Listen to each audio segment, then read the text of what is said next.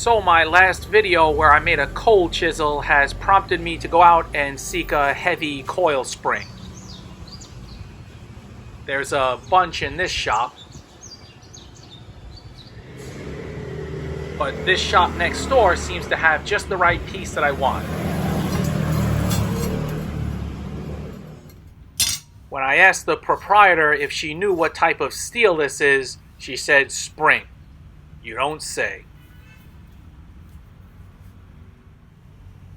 Ain't no hot cutting this.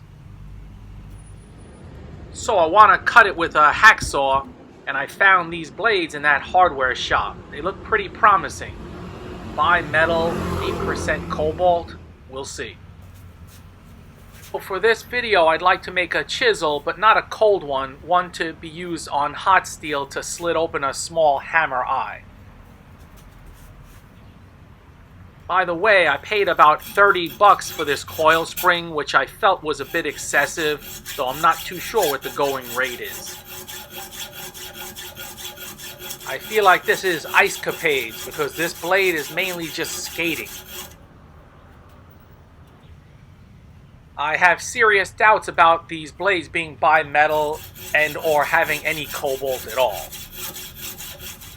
This is my usual brand, Baco Sandflex, and I usually use 18 or 14 TPI, but this is 24. Not really ideal. I have to travel really far to get these and haven't yet done that.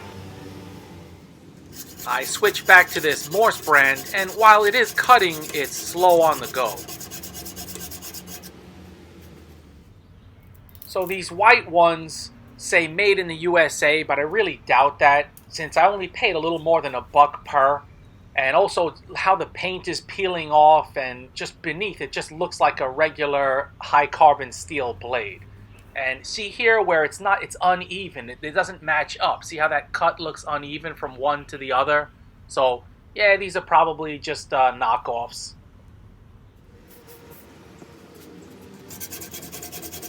Anyway, I go back and forth with the blades here, and then I eventually go back to using one more white one just to give it a try to see if maybe a second one might work better. So about 15 minutes and 3 hacksaw blades later, I finally cut through this piece. And I do realize this is a hardened coil spring, and so not the easiest thing to cut, but I would think that hacksaw blades, high quality ones, would perform better than this.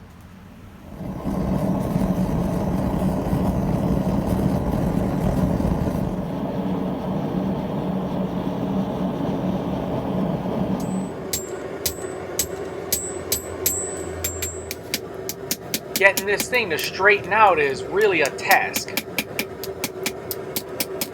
Since my anvil is free floating, my bending jig is pretty useless. I just don't have enough resistance. I know modern coil springs like this are usually 5160, but this one is pretty old, and from some research I think it could be 1095 or it could even be 1075. Rather than fight that end, I decide to cut it off.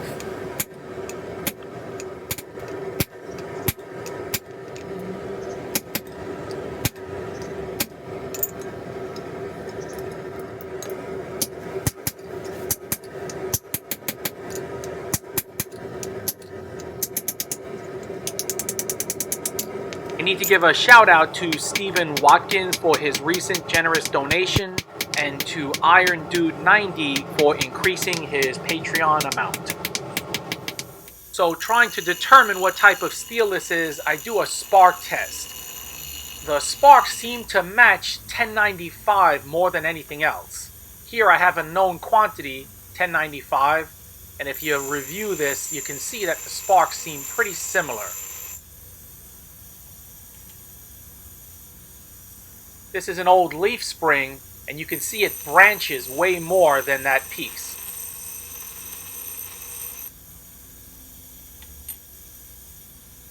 And this piece of YK30 steel has shorter branching sparks. Anyway, this sort of test is really tough to determine. You have to have a really good eye. So I just did some quick grinding. This piece was already tapered, so not much to do.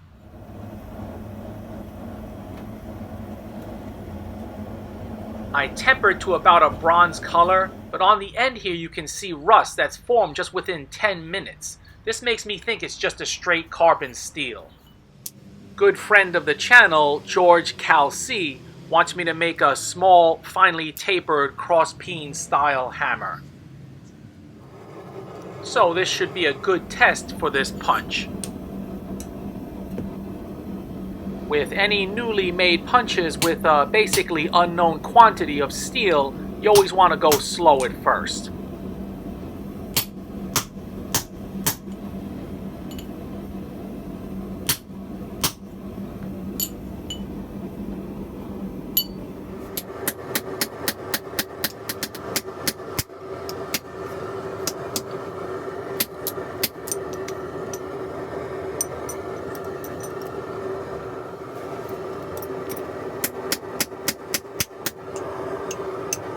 About the third heat and I feel it's deformed enough to where I need to dress it up just a little bit.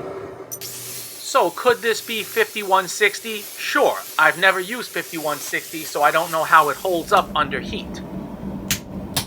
But from some other things that I've pointed out, I think this is more likely 1095 or just a straight high carbon steel. It's perfectly usable for something like this, but it'll just need dressing more often than, say, an air hardening steel like H13. I have a feeling that whatever steel it is, that coil spring will make better cold tools than hot tools. One reason that I say that is because as this piece cools, this punch seems to perform better. I've had the same experience with YK30 steel. It's not very suitable for hot use, but it holds up really well to cold use.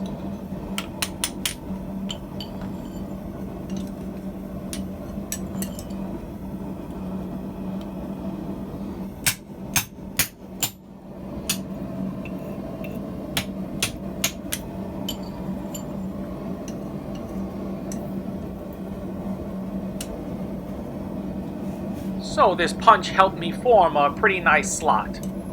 Overall, it's not too bad.